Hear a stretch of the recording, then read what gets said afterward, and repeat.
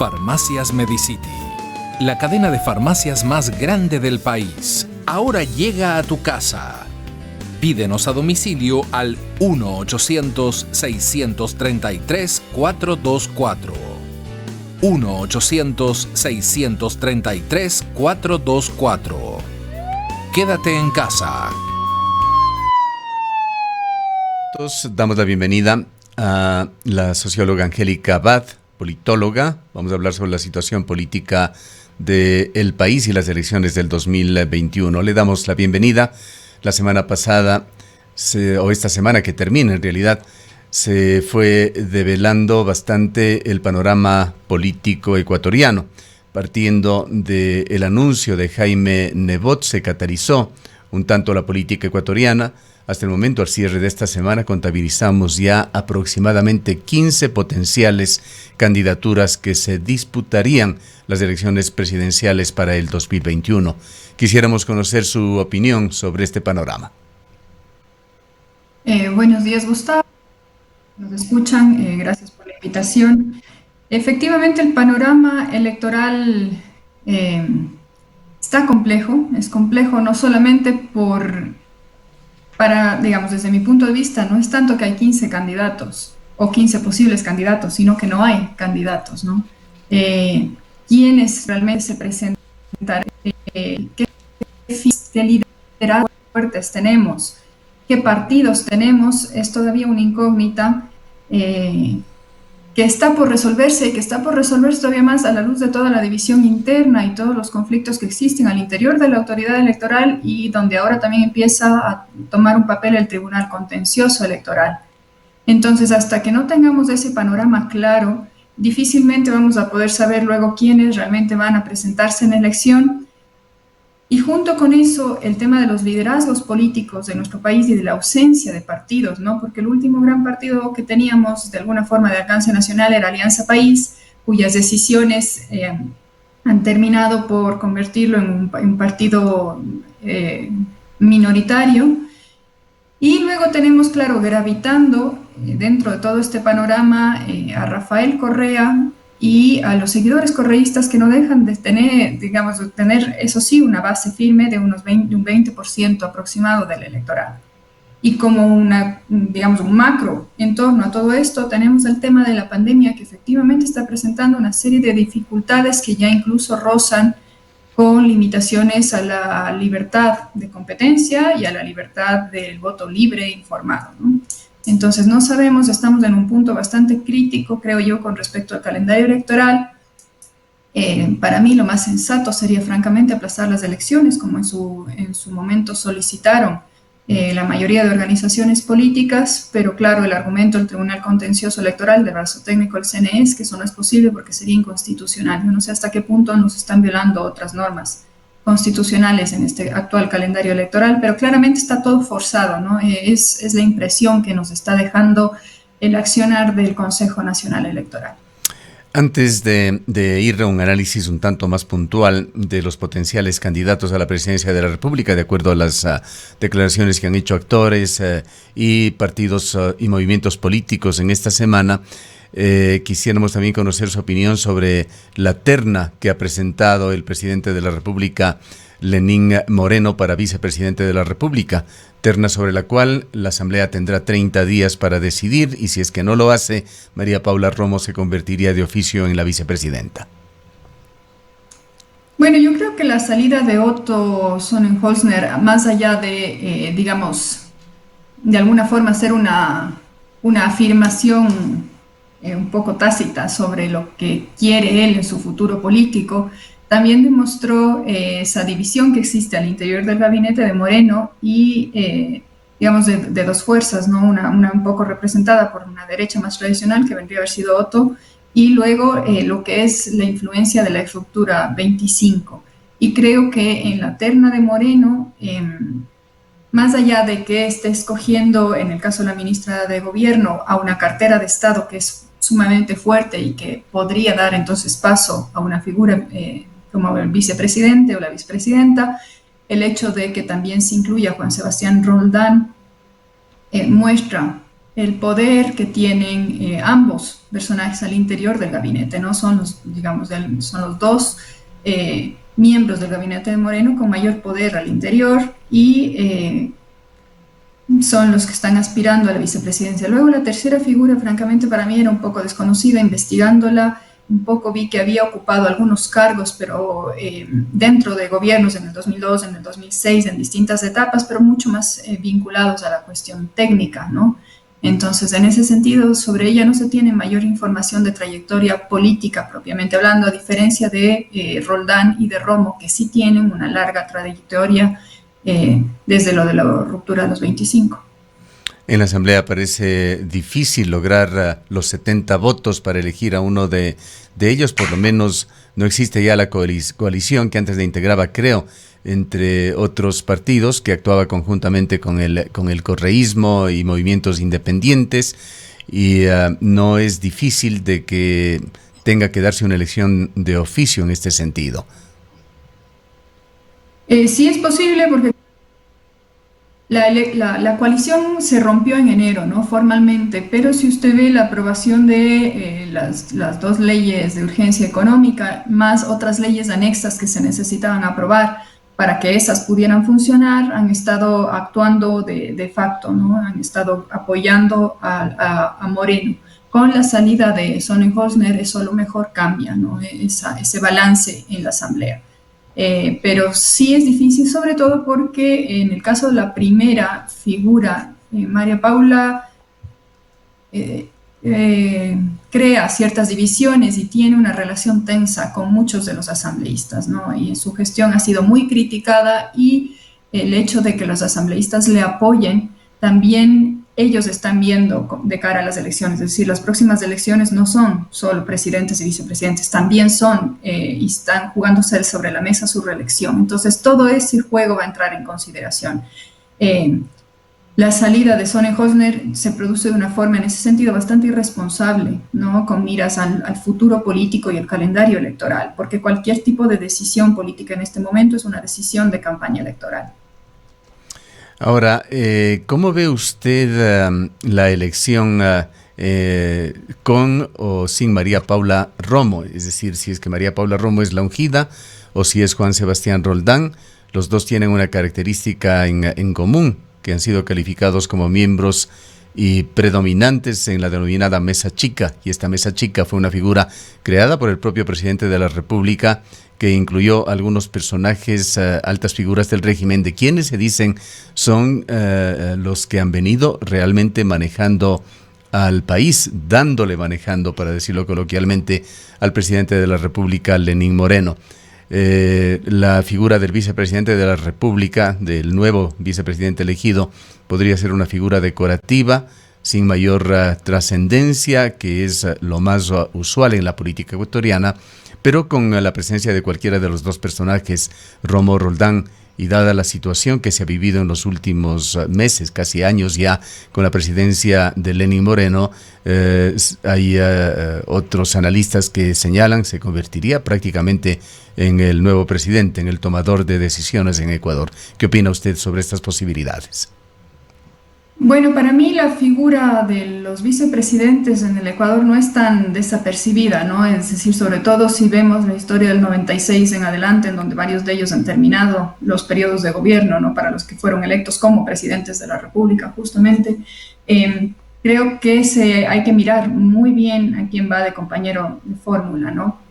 En el caso de Moreno, además, concuerdo con esos últimos analistas, el liderazgo de Moreno es especial. En primer lugar, tiene él en sí mismo ciertas restricciones de movilidad que en esta época de la pandemia han hecho que sean los vicepresidentes y los ministros los que vayan a terreno más, ¿no? Entonces está mucho más en contacto y cara a cara con los actores sociales y con los actores políticos por una propia cuestión de salud. Pero además de eso, y viendo la trayectoria anterior de Moreno, el hecho de que haya de la escisión de Alianza País entre correístas y morenistas, y el hecho de que se haya configurado una coalición en la Asamblea implica que dentro del gabinete el movimiento de fichas responde a alianzas de poder para favorecer de alguna manera escenarios de gobernabilidad. Entonces, quien sea que suba a ocupar el puesto de vicepresidente, primero vamos a tener que ver cómo eso modifica los balances al interior de la Asamblea Nacional. Pero más allá de eso, quien ocupe ahora el cargo de vicepresidente, tanto si es que vemos por lo ocurrido en octubre de 2019, en donde Romo y Roldán tuvieron, digamos, un papel protagónico en la comunicación y en la gestión de la crisis, evidentemente, con lo que está ocurriendo ahora en pandemia, se puede pensar que efectivamente el rol del presidente no va a ser un rol, del vicepresidente, corrección, no va a ser un rol menor, sino que va a tener bastante, y va a continuar teniendo bastante prominencia mediática, ¿no? En ese sentido. Bien, con respecto a las elecciones de febrero del 2021, permítame compartir con nuestros oyentes, hacer una brevísima revisión de qué es lo que ha sucedido en 15 días tras el anuncio de Jaime Nebot de que no considerará ninguna candidatura. Anuncio que además algunos analistas también lo ponen en duda, señalan que podría haber alguna reconsideración, pues todo se puede ver y aceptar en la política. En todo caso, asumiendo que así sea, de alguna manera se perfiló con mayor fuerza la tercera postulación de Guillermo Lasso. Por otra parte, Andrés Páez también ha señalado, a pesar de que él no tiene un movimiento político aprobado, el movimiento Nosotros, que venía intentando legalizarlo, ha dicho que será candidato en la presidencia y tiene optimismo, señala tener fuerza en 17 provincias del país. Galo Lara, un ex legislador con un historial bastante enredado con problemas de carácter legal, ha señalado también que sería candidato. Fernando Balda, el ex legislador secuestrado en Colombia, confirmó en esta semana su candidatura. En el Partido Social Cristiano existen 5 nombres, quizá el más destacado allí, Cristina Reyes, que suena como candidata a la presidencia de la República, pero no hay definición en ese partido. Está también el expresidente Lucio Gutiérrez, quien desde hace tiempo ha dicho que aspira a una nueva oportunidad para dirigir el país. Está Otto Sonnenhorstner, quien, según las principales lecturas que se han hecho, pretende actuar como independiente o candidato ciudadano en estas elecciones tras haberse desligado del gobierno de Lenín Moreno. Ha sonado también Isidro Romero, el empresario y dirigente guayaquileño. Está Guillermo Celi del movimiento Suma, Gustavo Larrea de Democracia Sí, que ha venido consistentemente trabajando para fortalecer a ese movimiento.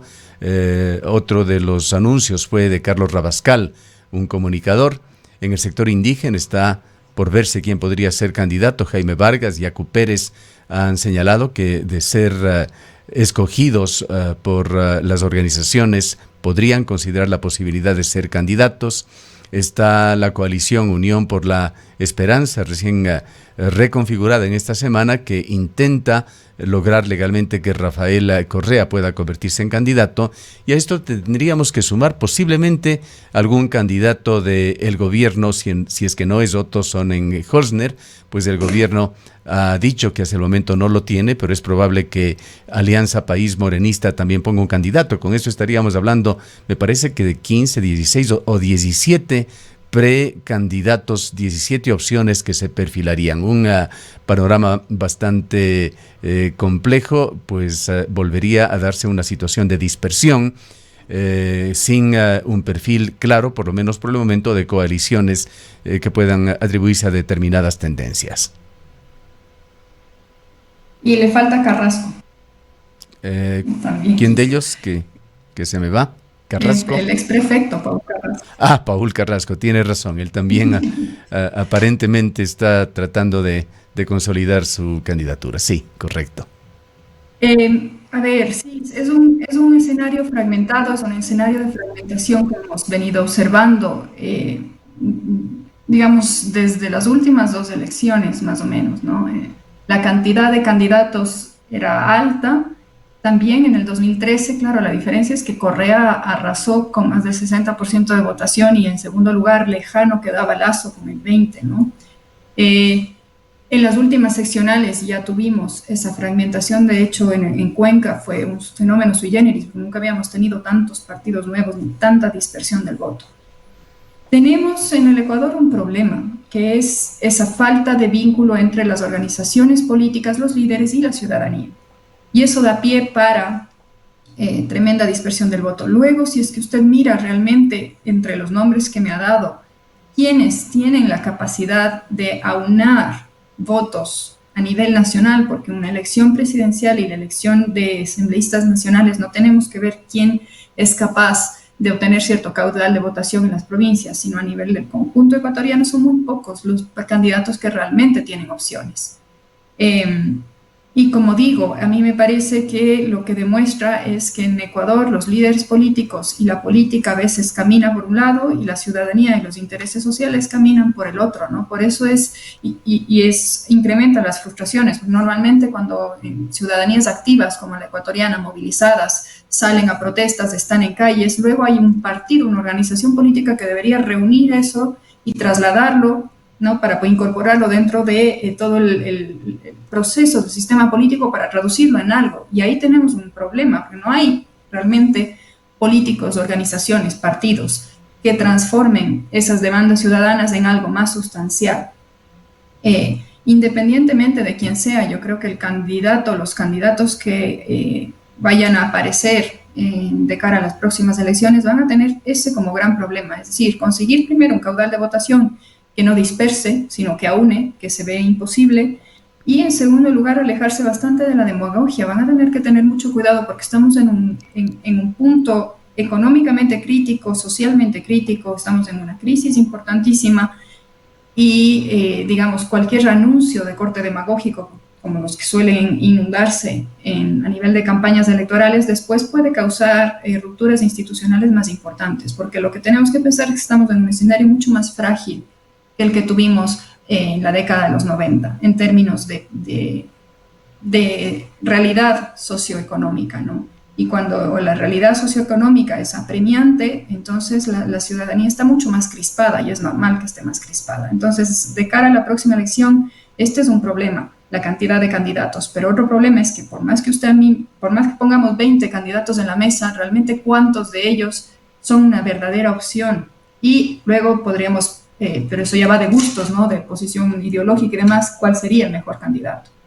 Ahora, no deja de ser importante la presencia de Rafael Correa. Con importante no quiero decir deseable, pero en todo caso el correísmo sigue siendo una fuerza gravitante en la política ecuatoriana.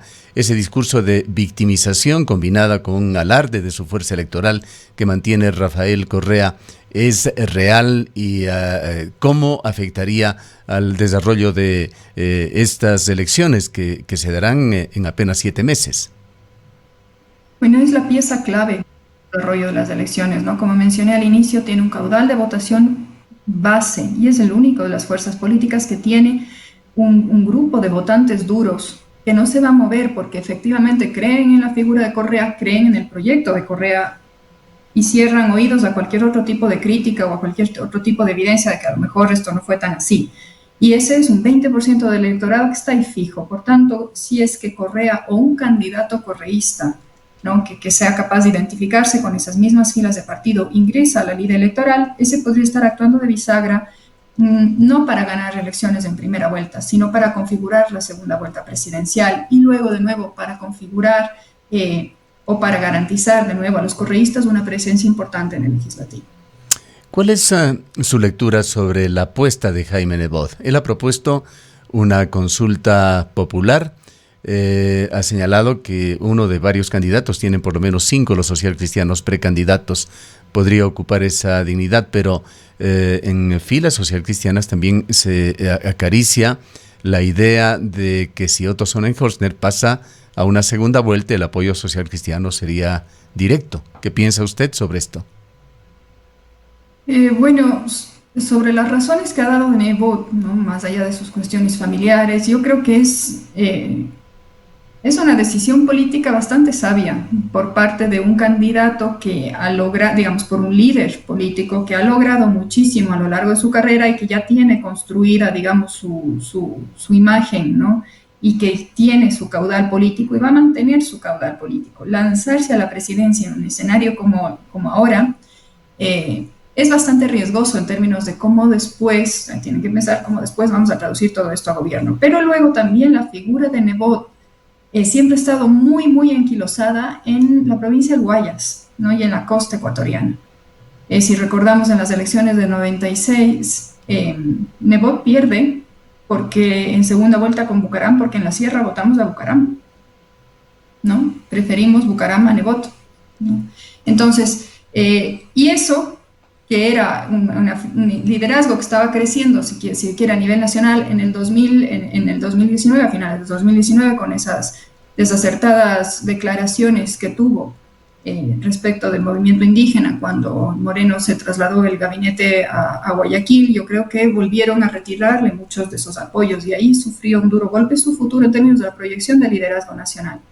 Y luego otra cuestión que golpeó muchísimo la figura de Nebot, ya no en el poder, pero como padre o padrino, digamos, de Viteri, fueron las desacertadas declaraciones de la alcaldesa Viteri al inicio de la pandemia y esa decisión que tuvo de cerrar el aeropuerto en Guayaquil y demás. Eso también golpeó la figura de los socialcristianos y los golpea a nivel nacional. Entonces, si bien el escenario político previo a la pandemia era uno, con pandemia todo esto se reconfigura y creo que, digamos, la decisión de Nebot va por ahí, ¿no? Es un cálculo político, no sería o no se ve o no se proyecta capaz de obtener un buen caudal de votación en las próximas elecciones. Y a mi juicio, ninguno de los posibles candidatos socialcristianos tiene tampoco esa proyección de liderazgo nacional que se requeriría para poder obtener una posición. Pero vamos a ver, porque como estamos en este escenario tan incierto, tampoco es... Digamos, no podemos decir nada a ciencia cierta, porque todo se está desarrollando. Todavía ni siquiera tenemos claro que vayamos a tener elecciones en ese periodo. Y en cuanto a Guillermo Lasso. En cuanto a Guillermo Lasso, le preguntaba. Lasso con seguridad se va a presentar, yo creo, a la contienda electoral, así lo ha venido haciendo, además está haciendo campaña, ¿no? Digamos, campaña, proselitismo virtual, le llamo yo a todos esos esfuerzos que hacen redes para juntar fondos, para después hacer campañas solidarias y todo eso. Eso es una clara muestra e intención de que quiere de nuevo lanzarse a las presidenciales. De nuevo, depende de cómo se configura. Yo creo que si es que algún candidato correísta fuerte ingresa, yo creo que la figura de Lasso podría verse catapultada de nuevo por aunar al sector no correísta. No podemos volver a tener esa división que tuvimos de forma bastante visible en las últimas presidenciales, pero también habría que ver luego Lasso también, las figuras presidenciales también se van desgastando. Luego pensemos en el caso de Álvaro Noboa, por ejemplo, que durante sus tres primeras presencias en las elecciones a candidatos de la República obtuvo puestos muy importantes, estuvo en segundo lugar, incluso todavía denuncia que hubo fraude alguna vez que le robaron la presidencia. Después su presencia continua en leads electorales sin mayor éxito también va desgastando a las figuras políticas. Entonces vamos a tener que ver cómo eso ha sucedido. Luego, claro, a diferencia de Álvaro Noboa, Lasso ha construido un partido que tiene una presencia importante en la Asamblea y que tiene líderes propios en la Asamblea, con lo cual es un poco más institucionalizado en ese contexto. ¿Y cómo están las posibilidades de la izquierda? La izquierda ecuatoriana, los sectores progresistas creo que están conscientes también de que tienen que llegar a las elecciones con algún tipo de coalición para tomar fuerza. ¿Cómo se perfila allí la situación, incluyendo en esto a los sectores indígenas que se deslumbraron, alcanzaron una posición muy conspicua durante los sucesos de octubre, pero que se ha diluido en la etapa de la pandemia? ¿Qué pasa con la izquierda ecuatoriana? Bueno, cuando más fragmentada está una elección, a la izquierda siempre le golpea más porque siempre hay más izquierdas que lo que hay derecha. La derecha en ese sentido siempre es un poco más unificada. La izquierda ecuatoriana claramente tiene divisiones profundas y tiene divisiones que se han profundizado más a raíz del correísmo. Entonces, y lo vimos las elecciones pasadas, ¿no? La coalición de una izquierda más tradicional, si se quiere, más socialdemócrata, representada por Paco Moncayo, logró un porcentaje bastante marginal, mucho más bajo de lo que ellos hubieran esperado. Entonces, la izquierda tiene varios problemas. Primero, conseguir aliarse en torno, porque son posiciones ideológicamente mucho más fuertes, conseguir un punto común que les permita perfilar un plan de gobierno y luego posicionar ahí un liderazgo. Por ello usted me había hablado de la REA. La REA es una figura bastante controversial dentro de la izquierda. Y no a todos los sectores de la izquierda, sino quizás a aquellos de una izquierda un poco más extrema. Y mientras más hacia los extremos nos movamos en términos de candidatos, más perdemos a la gran mayoría de votantes que se ubican en el centro ideológico. La mayor parte de los ecuatorianos están en el centro izquierdo, en la centro derecha, no están en los extremos.